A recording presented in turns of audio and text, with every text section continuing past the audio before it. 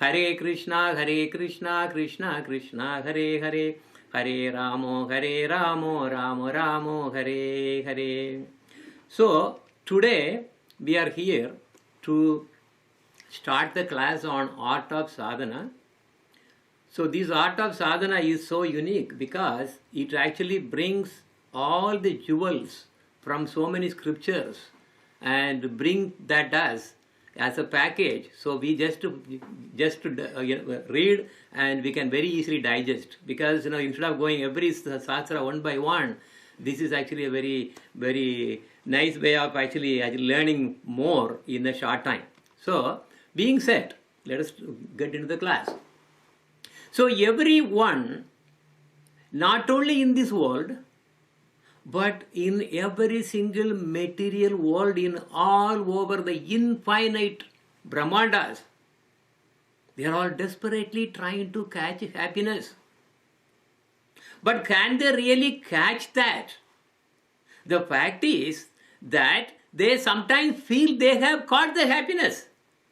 But because of its flickering nature, we are fooled that we are happy. So, for catching that happiness, one gets married. And for the same happiness, one also dumps his one's own years. For catching that happiness, one even kills another. But what do we really get? In this world, we live with the bodily consciousness.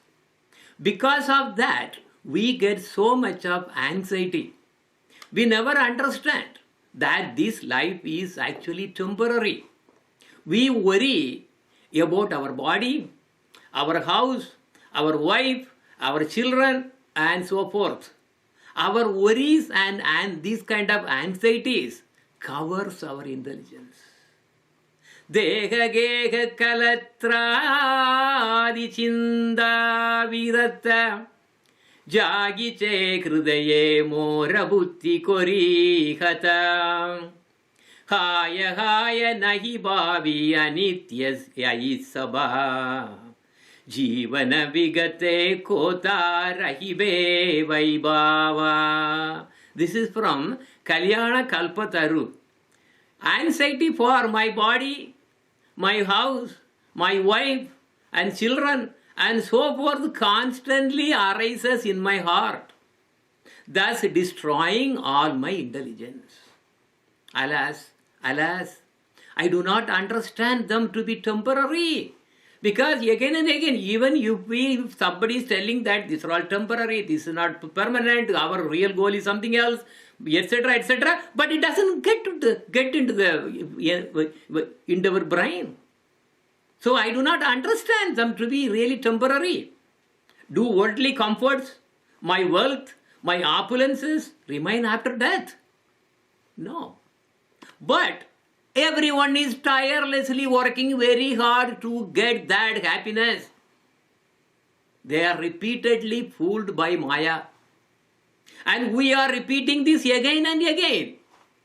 We don't really, after actually, we will get stuck, or suppose we are actually hurt or something, then we have to realize, all right, if I really, that flame, if I touch, it will burn. But we don't really understand. This is the whole problem is. So everyone is tirelessly working very hard to get that happiness. They are repeatedly fooled by Maya. This is the problem. This Maya is the thing. And we are repeating this again and again. Actually, the Shastra says that happiness is like a shadow. When we walk towards our shadow to catch it, it runs away and away and even further and further away. But when we run away in the opposite direction, what happens? It follows you. So the happiness will follow you if you are not really desperately really looking for enjoying. This is the secret behind catching the happiness. But fooled by Maya, everyone is running crazily to catch that happiness. The rat race is always going on. No ending. And no one has ever won catching the shadow of the, and the happiness? No one has won. Maybe I'm a little wrong. Because there is a winner in that rat race. That are the companies that sell you sleeping pills. If we see the statistics of sale of sleeping pills, we understand that they are the actual winners. But the fact is, instead of happiness, everyone is really anxious. So the runners, instead of actually of happiness, even though there are little flickering happiness once in a while, we mostly get so much of anxieties, worries, sorrows, problems come one after another. In between there are some flickering, happiness comes. No, it is like remember I used to tell a story. That guy was really chased by a lion, and he really got onto the one tree, and then he really climbed on it, and then he really happened to see, he really happened to see what the honey from the honey is actually dropping, and now he is looking out down, and there are poisonous snakes. And if he really falls down, then he is actually going to be really finished. But even then what he does? He doesn't really understand. He is trying to lick that honey, even in that time where he is going to be killed. So we mostly get so much of anxieties, but we don't understand what is the root cause of that. Anxieties are there in every single house. Don't think that the problems are only in your house. No, it is in every single house, in one way or other, one form or other. As the Kali Yuga is advancing so rapidly in this world, rich and famous are not able to get sleep without sleeping pills. Only a very few are able to sleep without pills or any aid at all. But those who really need the sleeping pills, even though they have so much of wealth, they are not the richest people at all. Who is the real rich people in this world? Who is the rich people in this world? The one who can sleep anywhere without any worry and sleeping pill. Also, who said that we need to have a posturepedic bed with memory foam, pillow and mattress to get a comfortable sleep? Look at this guy. He is happy. And why do we want to spend so much money? This is a free bed, available all the time. And he is sleeping very comfortably, no worries, nothing. He is the richest person. And even go one more step, go a little far. If you do yoga, this is another safe solution. It is free. It's free too. Safer, no danger, no cars, no animal attacks, free from neighbors and so on. So the life is an art. The life is an art. This art is about how to live in a way that makes us self-satisfied. And from the self-satisfaction comes the real happiness. There are so many arts about living. Art of eating, art of sleeping, art of managing, art of fighting, and so many things are there. These are all called art of living in a nutshell. They tell us how nicely to eat and enjoy, and how comfortably to sleep and enjoy, and how effectively to defend ourselves. But the Shastras say that these are actually animalistic, because all the animals do the exact same thing. Ahara nitra bayamaitunam cha samanyam yetat pashubir naranam dharmohitesham adhiko vishesho dharmena hinaha pashubhi samanaha. If you are doing only these things, you are equal to what? Pashu. Pashu means animal. Eating, sleeping, mating, and defending. These four principles are common to both human beings and animals. The distinction between human life and animal life is that a man can search after God, but an animal cannot. This is a difference.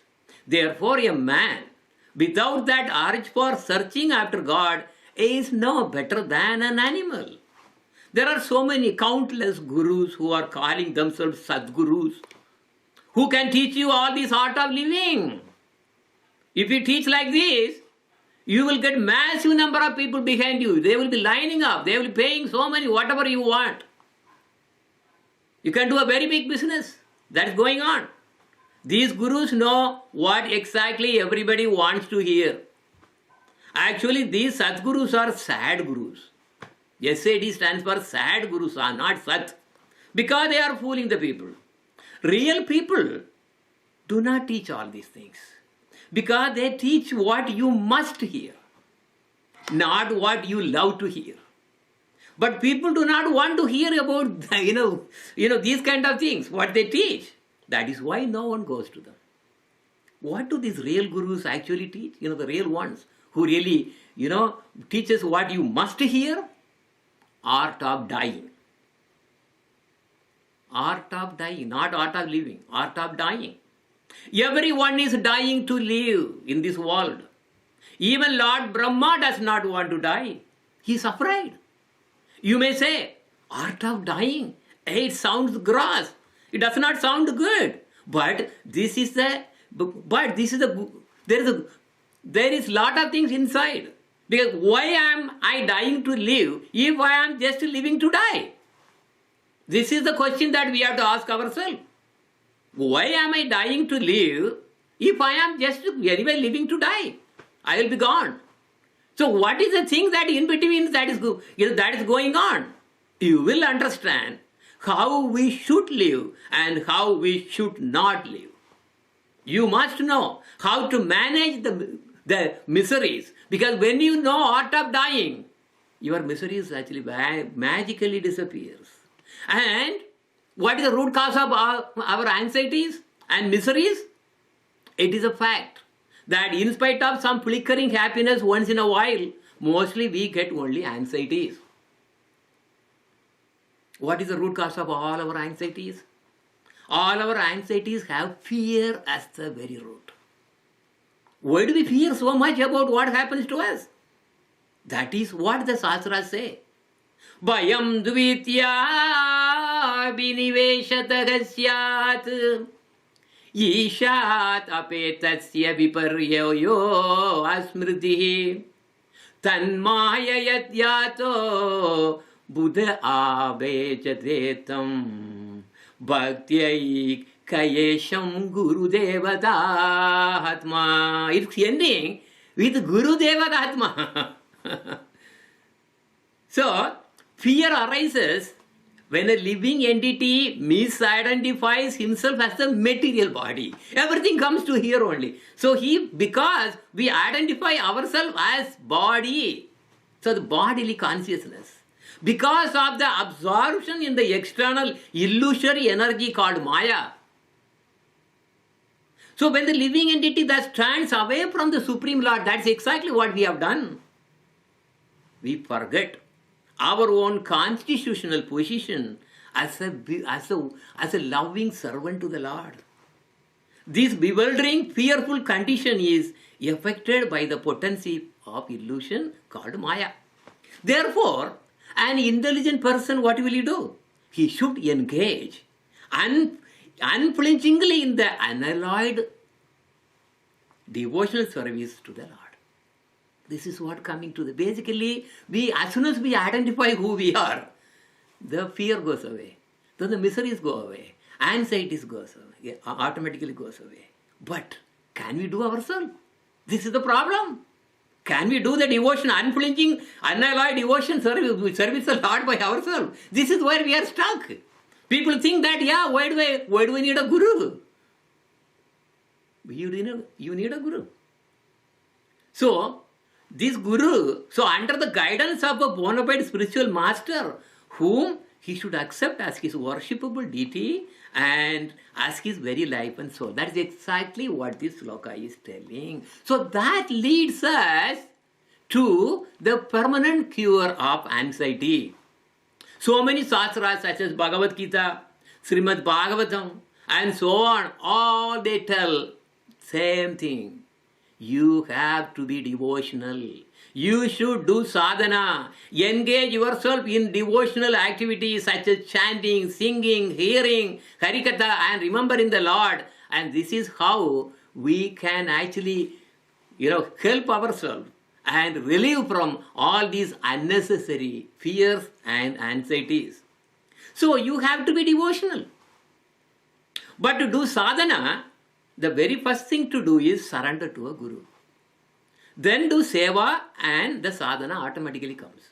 So then once you surrender guru, the guru catches you by your head. That's it. Because once you surrender, then he takes responsibility. Then then he will drive you. You may think that he is driving you crazy. But that is his job. That is his job. Because it's a job that is given by the Lord himself.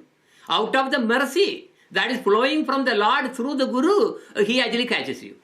But you have to surrender. If you don't surrender, he has no authority to really touch you. He has no authority to really do anything with you. But when you surrender to a Guru, he has complete authority and he can actually hold your ear and pull you here and there. And he can actually flap on your face. Because for what? His only one and only goal is to really what? Deliver you. It is his responsibility. See, he is taking responsibility now. But do we take a guru? Yeah, why can't I do myself? There are a lot of do it yourself, I can do it. Why should I really need a guru? Yeah, if you really want to become a sports star, isn't it that you are going through the coach? And if you want to become a big singer, isn't it that you really go to a music teacher? Isn't it? And even, anything that you really want to become, you actually you have to go. You have to go through. Then why not on the spiritual side? So you think that it's a do it yourself. It's not the case. Whatever the endeavors that you try to do, it has a certain level only you can go. But the ultimate goal will be attained only by the mercy of Vaishnavas, which is basically the mercy of Krishna flowing through them. So now, this book, Art of Sadhana, is about art of dying. Don't get afraid. By doing spiritual sadhana, our fear of death will go away. Then it does not matter if you live or die. Because you will be happy all the time. It shows how this book shows how we should live to die, not die to live. It will put an end to the very root of all our miseries, birth, death, disease and old age. We have only one misery as the root, not many. What is that? This repeated birth and death. If we put an end to that, that is pulling the thing from the weed right from the root and throwing it out. By solving this very root of all these miseries, all our miseries are automatically finished. The author of this book is Pujyapat Srila Bhakti Pramod Puri Maharaj. He had a great affection to our Gurudev. This is another reason I really got fascinated. He appeared in this world only to benefit others, not to make business. Look at it here. See, Vaishnavas are out of mercy only they are reaching out. He was endowed with natural humility and unfathomable knowledge. His personality reflected the description of a spiritual master exactly as defined in the Shastras. Srila Puri Maharaj, his form is really so gracious. He was living for about 112 years, and for 100 years he was so busy in teaching and teaching and teaching. He was tirelessly preaching to the world for 100 years until the conditions of his body did not allow him to speak anymore. Because we'll see that. We'll see a flow of divine energy coming from the figure of Sri Puri Maharaj. He applied the ointment of divine knowledge that's called Jnananjana. See, Jnananjana to the eyes, uncountable aspirants on the path back to Godhead. Srila Puri Maharaj reported at the age of 102, Now let us get into the introduction of this book, Art of Sadhana. This book collects so many jewels from various revealed scriptures. Now these are the chapters that are actually listed there. So we plan to go one chapter a day. But each chapter is very long and very descriptive. So first of all, we cannot really have any reading here because it's really impossible. And to finish, we want to finish this in 16 weeks. Okay? So this is how it goes. Next week is going to be perfection of worship. Then purifying power of service. The beginning of service. Serve the Lord's devotees. Avoiding bad association. Taking shelter of Krishna. The Guru and initiation. Duties of an initiated disciple. Diksha mantra and the holy name. Expertise in bhajana. Listening to the Bhagavata. Controlling the mind. Practice and preaching. The path of passionate love. The disciples' mentality. Conclusion is basically something I really trying to add, like we are doing for the introduction. So the material world and enjoyments are illusion. We have been wandering through so many worlds, birth after birth. We don't remember, but it is there. As soon as we leave the body, when we die, everything just flashes. What are the things that we have done? Okay, but we are wandering like the street dogs running here and there. That's all we are doing. These material worlds are like bubbles. These are temporary. So do our lives in this world. It's like a bubble. You can even go up anytime. The only thing we have really got are miseries instead of happiness in this world. We are fooled by once a while flickering of happiness that we see. That real happiness that our soul really wants is not found in any of the material worlds, period. Material happiness is actually a big illusion. The ultimate goal of our life is to get Krishna Bhakti. That is the reality. And return back to home. That spiritual home where we belong to. That is why that is the real home. That is our real home. You can really demand and get to it. That is what we should do. But we have to get out of this illusion. So as I mentioned, we need guidance. We cannot really get out. It's not possible. See, you are stuck in a well. You have fallen into a well. And how can you really climb by yourself? It's not possible. Somebody has to put your rope there. So we are stuck. We need someone who can take us out of this illusion. That guide is a spiritual master called Guru. So in the scripture, what we are going to do, of course, it's really going to talk a lot about. I'm just putting only from the introduction. A Guru opens our spiritual eyes. Then the knowledge manifests. We see our own real nature. And eventually, we will see the Lord himself. So a Guru does a very delicate thing. He is doing an operation. He is performing a cataract operation to save you. He is doing this out of for what? For money, because now the doctor is actually all out of business. Sorry, all for business. They are not going to go out of business. They are for the business. That is why they are doing. They are not doing out of mercy. But this operation, which the Vaishnava is actually doing in the role of Guru, is out of his mercy.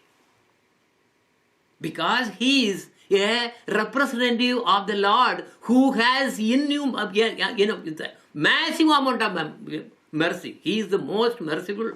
So that mercy is actually flowing through the Guru. So a Guru is extremely important. That is why in all the scriptures, they are all saying that, it is said that when we please our Guru, Krishna is automatically pleased. Yasya prasadat bhagavat prasado, yasya prasada nagati kutovapi. Yes, we do that in the Guru Vandana. If we are then also, if we are not following the instructions of Guru, we are actually going completely the opposite direction, opposite to Krishna. So the Guru is the best of Krishna's devotees and non-different from his beloved Radharani. This is the thing. This mercy actually, even though we say, okay, Krishna is a Jagat Guru from whom all the Gurus are actually, empowered by him, but in reality, this Guru has the mercy from Radharani. So that is why we, because it's very important to really understand. With the mercy of Krishna, now the mercy of Krishna, a Guru comes, that is true. But that Guru is also having the empowered power from Radharani. That is the mercy. So the mercy comes from Radharani and mainly, and of course from Krishna. So that is why when a Guru is placed, Krishna is automatically placed. Such an intimate relation exists between Guru and Krishna. Guru Kripa Krishna Milai, Krishna Kripa Guru Milai. So, with the mercy of Guru, one gets, by the mercy of Krishna, one gets Guru, and by the mercy of Guru, one gets Krishna. It is a kind of a catch-22.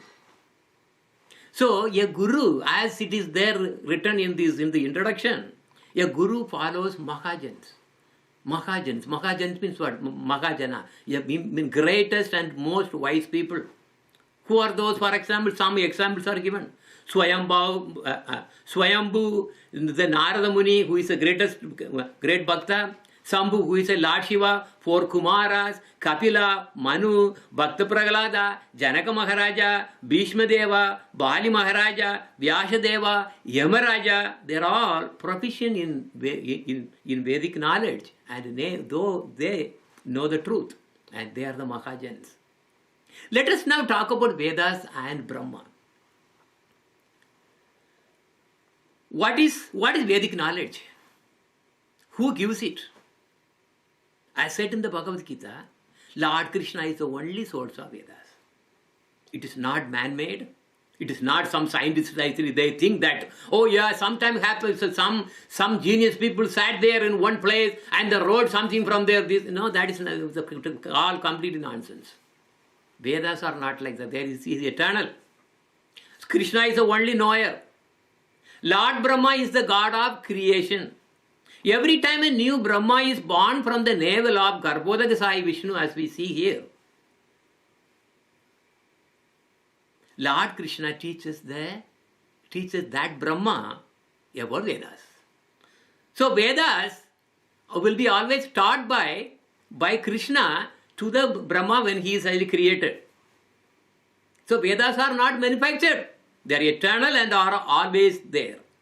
It is just brought forward by the Lord and given to Brahma through meditation. So this is how the whole transmission works. It's like a streaming to our YouTube. He just transmits all the Vedas, everything to Brahma. So it's a streaming service, very fast streaming service. So these Vedas, or then after that, when Lord Brahma gets it, then he reveals that to the world through rishis, and rishis get. That is how eventually it's not supposed to return, in fact, but now because of the Kali Yuga, we don't really have that much of memory to really remember all the things. So now Vedavyasa actually penned it. So he wrote it, right? So this is how Lord Brahma reveals the Vedas to the mankind through these rishis.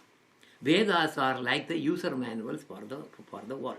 So for our earth, there is a user manual, that is the Veda what we got. For different planets, different Vedas are there. That Vedas will be depending on how complicated that planet is. Okay, because see, we really buy, refrigerator, or you buy air conditioner, they're all different. So because they are different, there will be different user manuals. Alright? So now the thing is, subsequently at each time Brahma is born, he also composes a set of prayers to Lord Krishna. Because after he receives that through the streaming service, then he gets so enlightened and he really offers a big prayer to Lord Krishna. That is called Brahma Samhita. So, Brahma Samhita is recited at the time of creation. At the time of creation. But this Brahma Samhita, because it is so ancient, it is really tough to really keep going for a long time. So, the Brahma Samhita, what we have got, in fact, Lord Chaitanya Mahaprabhu went to South India, and one of the reasons for his visit was to really retrieve this from South India, from the Adi Keshava temple. We used to go every time. And this one has only one chapter. It was on the palm leaves. And if you go to Adi Keshava temple, you see a place where there is a Thinnai. Thinnai means there is a small platform. Just opposite to the Lord's deity, there is a place where Lord Chaitanya sat.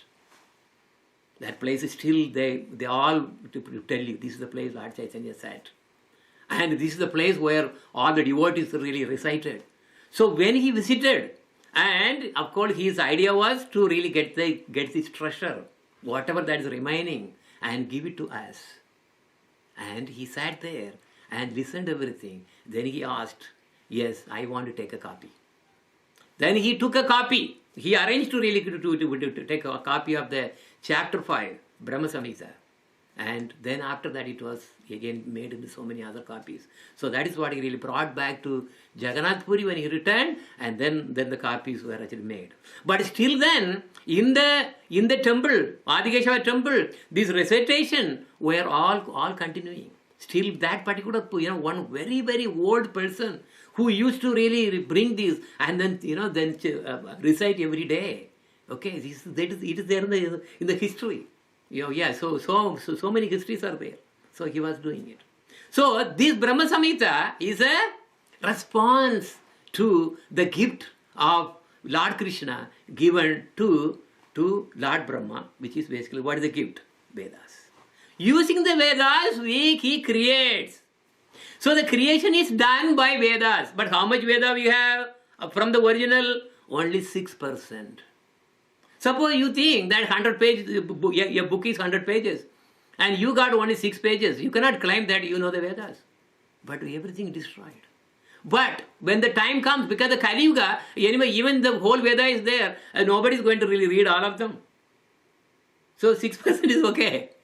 Even then they are struggling. That is why Veda Vyasa had to divide that into 4 parts again, not 1. Vedas was 1. Then he divided. So this is the problem we have. Now, here's the catch now. When Lord Brahma, one day, right, 1000 Chatur Yugas really go. That is 4.32 billion years for one day, 1000 Chatur Yugas to go around. Brahma then goes to sleep, which is another 4.32 billion years again for sleeping. We are not talking about Kumbhakarna, but this is the big sleep. But that sleep is big by the law of relativity. For us, it is 1.32 billion years, because Brahma Loka is so high, up, way high up. So when he wakes up, he would have forgotten some of the Vedas already. So what he does? He recalls. He has the power to recall the Vedas. Na kachit veda karta Vedam smritva chadurmukam. Who is the chadurmukam? Chadurmukhi is a Brahma. Tadaiva dharman smarati. From the memory. Manu kalpan tare. So, when he wakes up, he really wants to recollect, think whatever that actually was original. So this recalling of Vedas happen at every single kalpa. Every time he goes to sleep, then comes back, he recollects. Now this is the scripture, what it says. What exactly he actually, what he does. He reads the Vedas 3 times. So when he reads Vedas 3 times, then he says, this is the conclusion. So this is the conclusion that he comes to. Nahiyato anyak shiva panta vishata samrita iha vasudeve bhagavati bhakti yogo yato bhavet. When Lord Brahma recalls the Vedas at every kalpa, He reads them how many times? 3 times. Whenever he does this, he comes to a conclusion and proclaims to everybody, because he cannot, stops telling that. He says 2 things. Bhakti yoga to Krishna is the best. Worship Krishna. That is the topmost. Number 2, there is no other auspicious path than devotional service to Krishna. So bhakti to Krishna and serve to Krishna. Fundamentally, they are probably one and the same. This is what he concludes. So this is mentioned in the Srimad Bhagavatam, 2nd canto, 2nd chapter, 33rd verse. So for those who are wandering in the material universe, there is no more auspicious means of deliverance than what is aimed at in the direct devotional service to the Lord. Which Lord? Krishna. Krishna. We are reading so many things, right? Even Lord Brahma, was really confused when he saw him as a small boy. Oh yeah, how can he be the Lord? I want to test him. See, he was in a delusion too. This is another thing. Then after that he praises. Wow, big prayer in Srimad Bhagavatam. How he really glorifies Lord Krishna afterwards. So, Srimad Brahma Samhita is one that he really does at the time of his own being born, and this is he is really doing as part of the Leela. Krishna Bhakti is the topmost, and it is very unique. We covered. Actually, I don't know how miraculously this all happened. In order to really read this Art of Sadhana, this book, you have to have an understanding of what is Kamanuga, what is this Vaiti Bhakti, and what is that Raganuga. Otherwise, it's not possible. So, this here, what we are talking about here, in the conclusion, is Krishna Bhakti is the topmost. This is what? This is Raganuga Bhakti. What are the attributes of this Raganuga Bhakti? It is pure Raganuga. It is free from any trace of self-motive, not like Kamanuga or like Vaiti Bhakti. And here, in this, devotion is uninhibited. Nobody can stop your devotion. Gopis were purposely put so many so many obstacles, but they came out. That was the Leela that they really came here to really perform, to tell us, to teach us. Yes, you have to go, breaking the shackles to reach Krishna. Beyond all the rules and regulations. This is what the real secret behind is. And nothing else is important other than Krishna. Independent from any desire is the Raganuga. And it is unconditional, spontaneous, not by rules and regulations, not like Vaiti Bhakti. This is what the conclusion is coming. So, we have seen this again and again in the Jaiva Dharma. What is the ultimate goal of sadhana? Is to give this Uttama Bhakti. What is the Uttama Bhakti? Bhakti Uttama. Anyabhilashita suhunyam jnana karmadi anamritam anukulyena krishnanu silanam bhaktir uttama. That's exactly this. We are going to, this conclusion to the book is really going to be, this is the goal. The answer is Raganuga Bhakti. That is the ultimate goal of sadhana.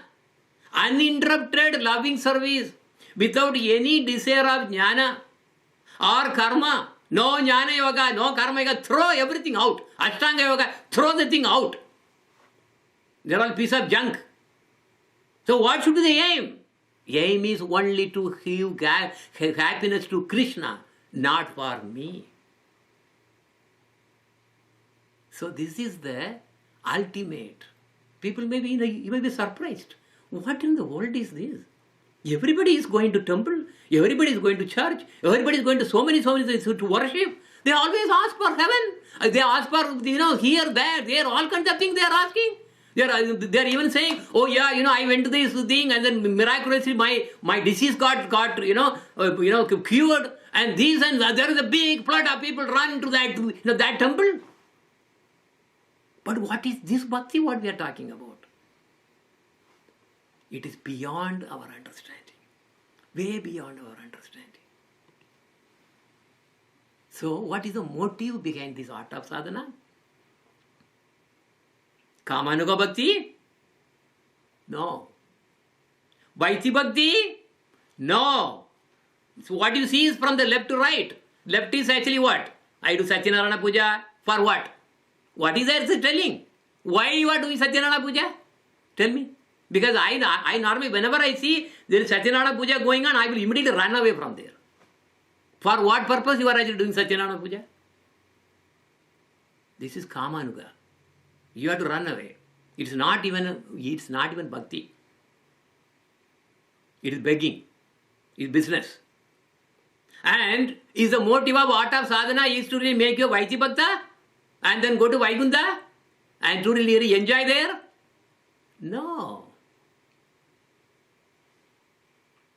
To make you a Raganuga, that is the ultimate goal. Ultimate goal is to make you an Ragatmika. But however, one has to go through the intermediate Vaiti Bhakti. But anyway, the Kamanuga is out of the question. In this whole book, we are not going to deal with that. That is completely out of the picture.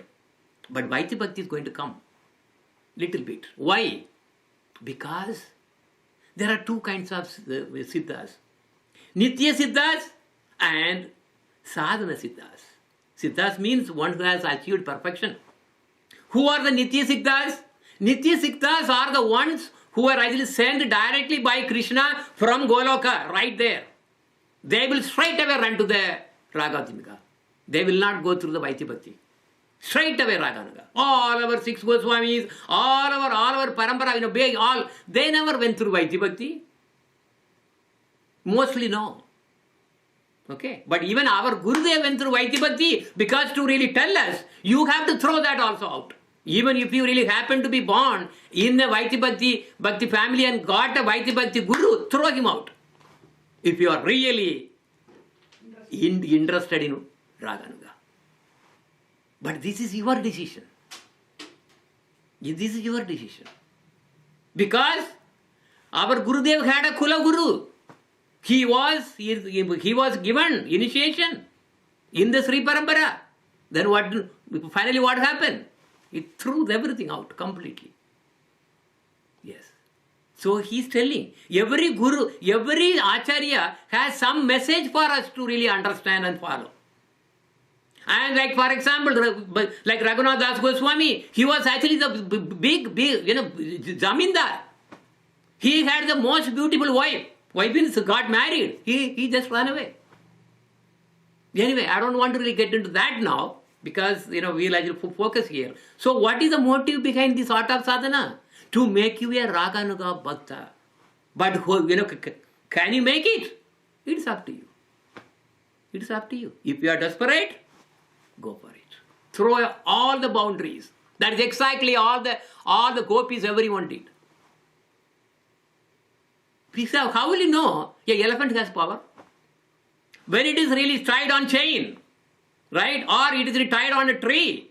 What happens? How will you know that the elephant is powerful? He will uproot the tree. He will break the chain. That is how the elephant is known that it has power. So if you have power, right 1 minute you can actually make the decision and then done. You can surrender and you are a Raganuga. So that Nitya Siddhas are here. They are straight away, almost immediately they will go to Raganuga. But Sadhana Siddhas, that's Bhatta Jivas, for whom all these Nitya Siddhas are coming as gurus. Because these Bhatta Jivas need to be liberated. Out of Lord's mercy, they are all sent. So they have to go through this kindergarten and elementary, then high school, and that. So the Vaiti Bhakti is just one stage in between for the Sadhana Siddhas who are Bhatta Jivas. Okay, you have to understand. So we will deal with the Vaidya Bhakti also. What is the topmost sadhana? What is the topmost sadhana? As in every other scripture we have studied. For example, in Jaiva Dharma, the chanting of holy names of Krishna is the topmost sadhana. Srimad Bhagavatam also says the same thing. Yathavan eva loke asmin pumsham dharmah parasmrtah bhakti yogo bhagavati tannama grahanadibihi.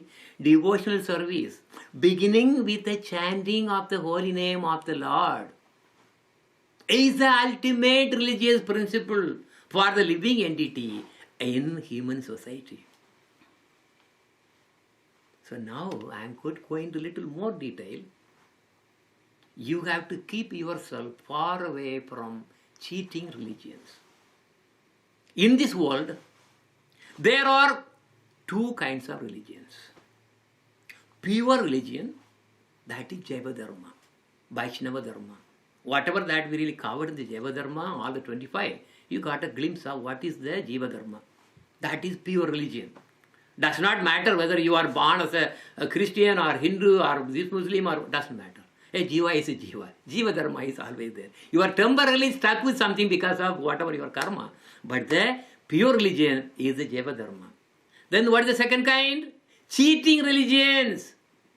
How do you know which is the cheating religions? This is how you can determine. They will be. Is the religion asking for heaven? Going to heaven? Cheating religion. Is it really asking for mukti? Cheating religion. If it is asking for yogic, this mystic power, this yoga, that yoga, Kundalini yoga, Adi yoga, and then, getting mystic power, siddhas, cheating religion. And is the religion is actually, trying to cure your disease, or helping you to get a child, and so on. All these materialistic benefits, cheating religion. So these people who go for these are grouped together as three. Bhuktikami, Muktikami, and Siddhikami. Bhuktikami means sense enjoyers. These Kamanugas, whatever that we really covered in the Harikatha. Muktikami is heaven enjoyers, including Vaikuntha. Siddhikami is mystic power enjoyers. They go to Siddhaloka. So all these religions are called cheating religions. Kaitavo Dharma. See, look at here. Okay, so this is the sloka from Srimad Bhagavatam. It is the second verse. Srila Bhaktisiddhanta Saraswati Thakura gave lectures every day to 3 hours, because his lecture is always very, very long.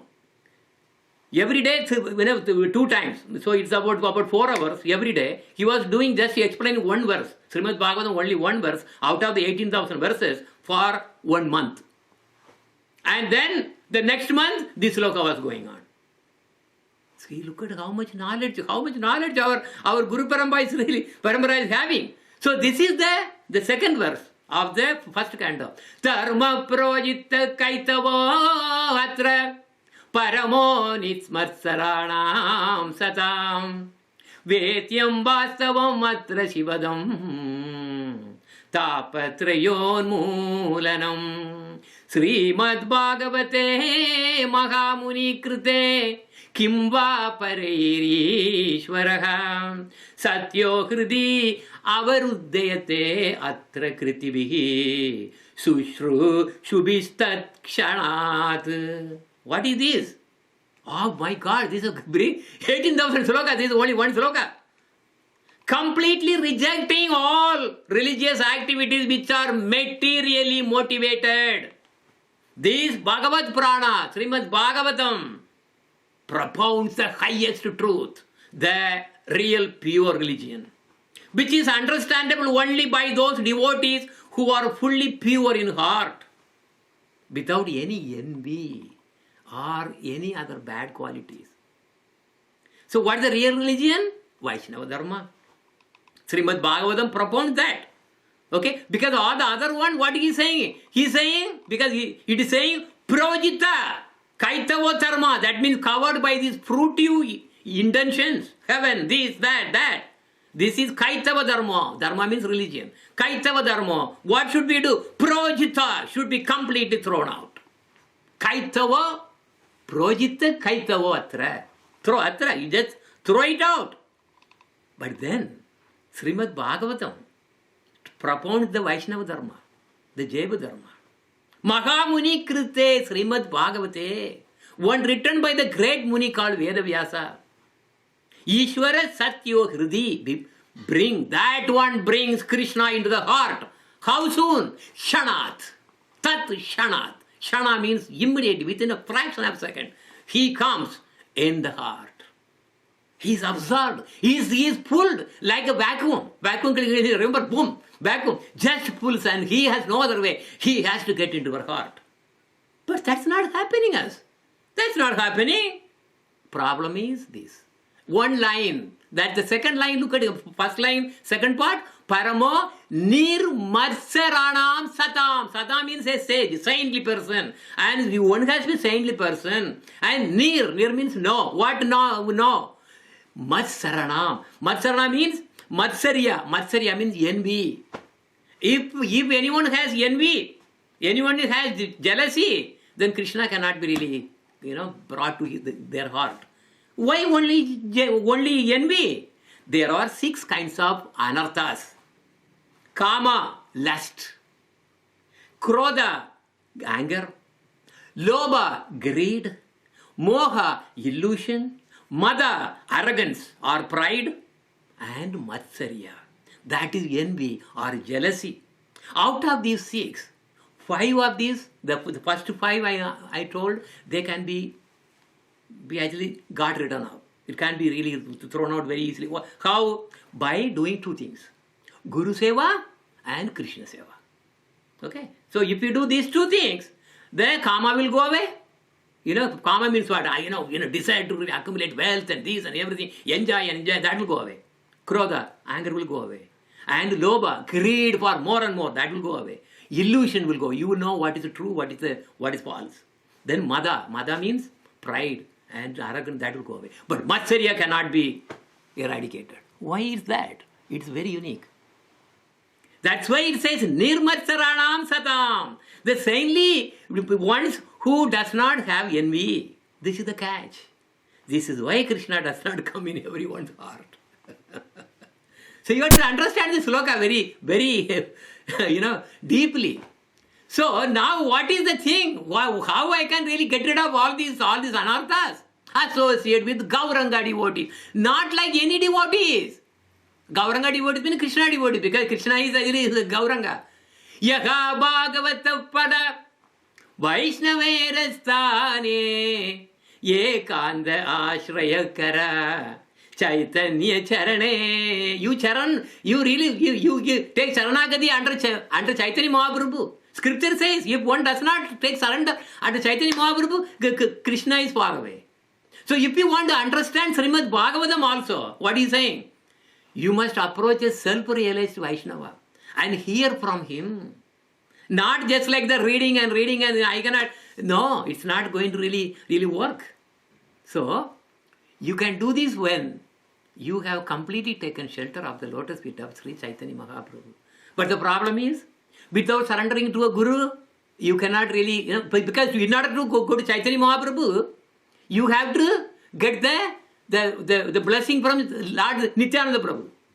But Lord Nityananda Prabhu is not going to bless unless you really go through the Guru. So you have to go through the Guru, and Guru is satisfied, then Nityananda Prabhu is get satisfied, he is the Guru, right, who is the Adi Guru, and then Nityananda Prabhu's blessing only we can actually get into the Chaitanya Mahaprabhu. So it's a catch that way. So the conclusion is surrender to genuine Guru, chant the Lord's holy name, engage in devotional service, and it finally concludes with associate with Gauranga devotees. There are 2 kinds of Bhagavatas. He's saying Bhagavata. Right? Here from Bhagavata. Grantha Bhagavata. Scripture. That means Srimad Bhagavatam, which is the purest scripture, as Chaitanya Mahaprabhu said. It is Srimad Bhagavatam. That is the Grantha Bhagavata. Then Bhakta Bhagavata. Pure devotees are also. Whatever they will say, their walk, whatever they say is also the truth. Who is the pure Bhakta Bhagavata? Devotees of Lord Chaitanya or Lord Krishna. So that is what this sloka is saying. So, if you want to understand Srimad Bhagavatam, you have to approach a self-realized Vaishnava and hear from him. You can do this when you have completely taken shelter at the lotus feet of Sri Chaitanya Mahaprabhu. So, but in order to really get the blessing from Chaitanya Mahaprabhu, you have to get the blessing from Lord Nityananda Prabhu. For that, you need to get the blessing from a Guru. So, this is how the whole thing is coming. So, now, this book we are going to conclude now. This book focuses a lot on the teachings of Sri Chaitanya Mahaprabhu. Lord Chaitanya is the only one who came to give us the Prema Bhakti, the Raganuga Bhakti. He is called Prema Purushottama. See, Rama, Lord Rama is Maryada Purushottama. And Krishna is called Leela Purushottama. And only Lord Chaitanya is Prema Purushottama. What does it mean? Only he can give Prema. Only he can give Prema. Okay, this is very, very important. So, why he is actually having that kind of amazing quality? He is actually Prema Purushottam because the secret is Radharani is there. So, Radharani is there. Because he is a combined form of Srimad Radharani and Lord Krishna, because of Radharani's mercy, there he becomes Prema Purushottam. Otherwise, he is just Leela Purushottam. He does Leela. He is happy, dance, this, that, everything, and enjoys. And, enjoys with other devotees. That's all. He doesn't really turn anyone a great devotee or something. No, he does that through his bhaktas and especially through Chaitanya Mahaprabhu and his followers.